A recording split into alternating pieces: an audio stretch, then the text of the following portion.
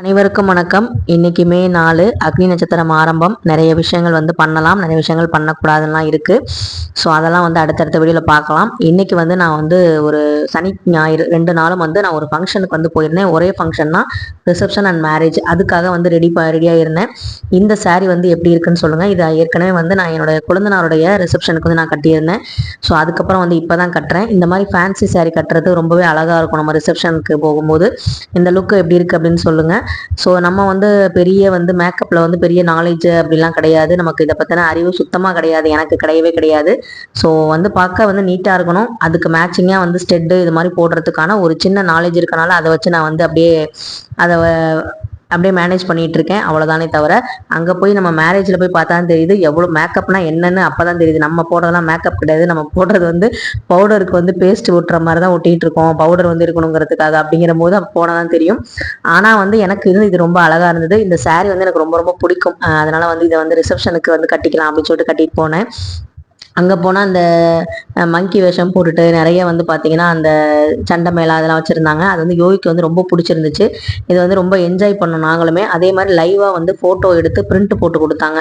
இந்த ஒரு விஷயம் எனக்கு ரொம்ப ரொம்ப பிடிச்சிருந்துச்சு. நம்ம ஏதாவது பீச் போனாலோ இல்லை நிறைய பார்த்தீங்கன்னா எங்கேயாவது மூணாறு, கொடைக்கானல் இந்த மாதிரி வெளியில் சுற்றுலா போனாலோ அந்த மாதிரி லைவாக நமக்கு அந்த வியூ பாயிண்ட்லேருந்து ஃபோட்டோ எடுத்து உடனே பிரிண்ட் போட்டு கொடுப்பாங்க. ஸோ அந்த மாதிரி பார்த்தீங்கன்னா போட்டது எனக்கு ரொம்ப பிடிச்சிருந்துச்சு. எனக்கு அடுத்த நாளும் மேரேஜுக்கு வரணும், ரிசப்ஷனுக்கு வந்தாச்சு, அடுத்து நம்ம மேரேஜுக்கும் வரணும் அப்படிங்கிற மாதிரி தான் இருந்தது. அடுத்த நாள் அந்த ஃபோட்டோ எடுக்கணும் அப்படிங்கிற மாதிரி. ஸோ இந்த கப்பல் லவ் மேரேஜ் தான். ரொம்ப சந்தோஷமா இருக்கணும், பல்லாண்டு வாழணும். ரொம்ப எல்லாருக்குமே அந்த ஃபோட்டோ ஃப்ரேம் கொடுத்தது நிறைய பேருக்கு அங்கே ரொம்ப விரும்புனாங்க. சின்ன குழந்தைங்கலேருந்து பெரியவங்க வரைக்குமே, வயசானவங்க கூட விரும்புனாங்க. ஸோ இந்த மாதிரி ஒரு விஷயத்த பண்ணுறாங்க. எல்லாருமே மொய் வைப்பாங்க, கிஃப்ட் கொடுப்பாங்க இல்லையா. அந்த மாதிரி ரிட்டன் கிஃப்ட் அவங்க இது கொடுத்தது பெரிய காம்ப்ளிமெண்ட்டாக நான் பார்க்குறேன். ஸோ அவங்களுடைய குடும்பத்துக்கு இந்த வீடியோ மூலமாக நன்றி சொல்லிக்கிறேன். இவங்க ஃப்ரெண்டுன்னு சொல்ல முடியாது, இல்லை ரிலேட்டிவ் அப்படின்னு சொல்ல முடியாது, தெரிஞ்சவங்க, பழக்கமானவங்க. அதனால போயிருந்தோம். ஆனால் நான் ரொம்ப என்ஜாய் பண்ணேன். இந்த மாதிரி ஃபோட்டோ ஃப்ரேம் அவங்க ஃபோட்டோவோட பின்னாடி அட்டாச் பண்ணி கொடுத்துருந்தாங்க. ரொம்பவே எனக்கு பிடிச்சிருந்துச்சு. அடுத்த நாள் சண்டேவும் பார்த்தீங்கன்னா கிளம்பியாச்சு. ஸோ பொதுவாக பெண்கள் சோஷியல் மீடியாவில் இருக்காங்க அப்படின்னா, இப்போ கூட அந்த நங்கநல்லூரில் அந்த அவங்க பார்த்தீங்கன்னா சாரீ சேல்ஸ் பண்ணுறவங்க, சாரீ பிஸ்னஸ் பண்ணுறவங்க ரொம்ப ஒரு கொடூரமான முறையில் இறந்து போயிருக்காங்க. ஸோ அந்த மாதிரி பார்த்தீங்கன்னா நானும் சோஷியல் மீடியாவில் இருக்கனால இந்த ஒரு விஷயத்த நான் சொல்லணும்னு நினைக்கிறேன் இந்த வீடியோ மூலமாக. என்னதான் பெண்கள் முன்னேற்றம் எப்படி இருந்தாலுமே வீட்டில் பெண்களுக்கு சப்போர்ட் இல்லை அப்படிங்கும்போது அந்த பெண் சொசைட்டியில் ஷைன் ஆகிறதுக்கு ரொம்ப ஸ்ட்ரகிள் பண்ணணும். ஒருத்தங்க ஃபேமிலியில் சப்போர்ட் பண்ணுறாங்க, ஹஸ்பண்டோ சரி, இல்லை ஒய்ஃபு, இல்லை அம்மா அப்பா, இல்லை மாமனார் மாமியார், இந்த மாதிரி பசங்க யாராவது ஒருத்தராவது நான் இருக்கேன், நீ பண்ணுறது ரைட்டு தான் அப்படிங்கிற அந்த வார்த்தையை சொன்னாங்க அப்படின்னா கண்டிப்பாக அவங்க முன்னேறி போயிட்டே இருப்பாங்க. ஆனால் அந்த மாதிரி ஒரு வார்த்தையை நிறைய லேடிஸ் கிடைக்கிறது இல்லை. நீ பண்ணு, நான் இருக்கேன், யார் என்ன பேசுனா என்ன அப்படின்னு சொல்லிட்டு அவங்க ஹஸ்பண்ட் அந்த மாதிரி இருந்திருந்தாங்க அப்படின்னா கண்டிப்பாக அவங்களும் இன்னைக்கு ஒரு நல்ல ஒரு நிலையில இருந்திருப்பாங்க. அவங்க பார்த்தீங்கன்னா ட்ரெண்டிங் ஆகணும்னு சொல்லி ரொம்ப ஆசைப்படுவாங்களாம். அந்த அவங்களோட வீடியோஸ் எல்லாமே 1 மில்லியன் வியூஸ்க்கு மேலே போகணும், ஃபீல்டில் நிறையா வரணும் அவங்களுக்கு அப்படின்னு சொல்லி ரொம்ப ஆசைப்பட்டாங்களாம். ஆனால் இப்போ இந்த மாதிரி ஒரு விஷயத்துக்காக அவங்களோட வீடியோ வைரல் ஆகிறது எனக்கு ரொம்ப கஷ்டமாக இருந்துச்சு. இதை ஏன் நான் சொல்கிறேன் அப்படின்னா, அவங்க ரொம்ப டீசெண்டான வீடியோஸ் தான் போட்டுட்டு இருந்தாங்க. எனக்கு என்னமோ அவங்க கணவராக எடுத்த முடிவா அப்படிங்கிறத விட அவங்க கணவரை இந்த மாதிரி முடிவை எடுக்க வச்சது சில பேர் சுற்றி உள்ளவங்க, சொந்தக்காரங்க, ரிலேட்டிவ், ஃப்ரெண்ட்ஸ் இந்த மாதிரி பேசியிருப்பாங்க. என்ன உன் பொண்டாட்டி உன்னோட அதிகமாக சம்பாதிக்கிறா, இப்படி சாரீலாம் கட்டி காமிக்கிறா, இதெல்லாம் உனக்கு அசிங்கமா இல்லையா அப்படின்னு சொல்லி 4 பேர் 4 விதமாக பேசுகிற அந்த 4 பேர் இருக்காங்க பார்த்தீங்களா. அவங்களால தான் சில குடும்பங்கள் இன்னமும் நாசமாக போகுது. ஆனாலும் பார்த்தீங்கன்னா சில பேர் என்ன சொல்லுவாங்கன்னா, இவங்க ஏன் அந்த மாதிரிலாம் செய்கிறாங்க, வீட்டுக்காருக்கு பிடிக்கலன்னா அவங்க வீட்டில் இருக்க வேண்டியதானே அப்படின்னு. வீட்டுக்கார் நல்லா சம்பாரிச்சு மகாராணி மாதிரி பார்த்துக்கிட்டா எந்த பொண்ணும் வேலைக்கு போகணுங்கிற அவசியம் கிடையாது தான்.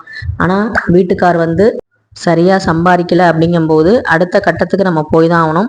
இதே பார்த்தீங்கன்னா வீட்டுக்கார் இருந்து சம்பாதிக்காத வேற சில பெண்கள் கைம்பெண்களா இருப்பாங்க, அதாவது விடோஸா இருப்பாங்க இல்லையா, வீட்டுக்கார் இறந்து போயிருப்பாங்க. அவங்களுக்கு அது வரைக்கும் வெளியவே போயிருக்க மாட்டாங்க, எந்த நாலேஜுமே இருந்திருக்காது. ஆனால் அடுத்த நாள் அந்த காரியம்லாம் முடிஞ்சதுக்கு அப்புறம் அடுத்து என்ன, நம்ம கூட எத்தனை நாள் சொந்தக்காரங்க இருப்பாங்க அப்படிங்கிற அந்த நிலைமை வரும்போது அவங்களுக்கு ஒரு அசாத்திய தைரியம் வரும். அந்த தைரியத்தினால அவங்க குடும்பத்தை ரன் பண்றதுக்காக போவாங்க. அவங்களையும் பார்த்தீங்கன்னா சில பேர் தப்பா தான் பேசுவாங்க. அந்த தப்பா பேசுறது யாருன்னு பார்த்தீங்கன்னா மோஸ்ட்லி வந்து பெண்கள் தான். பெண்கள் தான் வந்து எதிரி. நான் ஏற்கனவே ஒரு வீடியோ போட்டிருப்பேன். அவங்களோட சுச்சுவேஷன் என்ன, இப்போ நான் வந்து பார்த்தீங்கன்னா இந்த மாதிரி மேக்கப்லாம் பண்ணிட்டு போயிட்டுருக்கேனா, இதுக்கு என்ன காரணம் அப்படின்னா, நான் வந்து நாள் ரிசப்ஷன் போயிருந்தேன் பார்த்தீங்களா, அப்போ வந்து நான் பார்த்தேன் நிறைய பேர் வந்து கிராண்டாக வந்திருந்தாங்க. அந்த மாதிரி கிராண்டாக வர இடத்துக்கு நம்மளும் வந்து பார்த்தீங்கன்னா அந்த மாதிரி தான் போகணும். நம்மளுடைய அந்த ஆள் பாதி ஆடை பாதின்னு சொல்லுவாங்க.